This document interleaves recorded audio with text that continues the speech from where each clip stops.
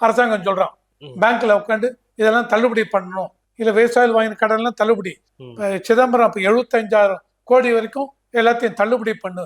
Bank கொடுத்தது bank, அரசாங்கம் எப்படி தள்ளுபடி பண்ணலாம்? Bank you are under the control of the government. இந்த கடன் எல்லாம் தள்ளுபடின்னு சொன்னீங்களா சார், இப்ப தள்ளுபடி பண்றாங்கன்னு வச்சுக்கோங்க, அந்த லாஸ் எல்லாம் யார் சார் பேர் பண்ணுவாங்க? பேங்க் பேர் பண்ணு, அவங்களுக்கு வர ப்ராஃபிட்ல பேர் பண்ணிக்கும்.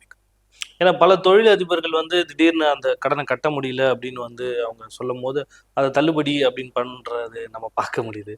சார் என்னால் கட்ட முடியல அப்படின்னு அம்பானி சொல்லிட்டாங்கன்னு விட்டுருவாங்களா சார்? அதானி என்னால் கட்ட முடியலன்னு சொல்லிட்டா விட்டுருவாங்களா? டீட்டெயில்டா என்ன லோன், எந்த இவனுக்கு தள்ளுபடி பண்ணாங்க, அதாவது பேங்க்ல என்ன பண்ணுவாங்க அப்படின்னா, 1000 கோடி லோன் கொடுக்குறேன், எனக்கு அதை கவர் பண்ணி 2000 கோடிக்கு செக்யூரிட்டி கொடுக்கணும், அந்த மாதிரி கேட்க முடியாது. அதாவது ஒரு லிமிட். ஏன்னா டாடா, நித்தேஜ், டாடா, பிர்லா, எல்என்டி அத்தனை பேருக்கு அவங்க பேலன்ஸ் ஷீட் எடுத்து பார்த்தேன்னு வச்சுங்க, அவங்க வாங்கின லோனை விட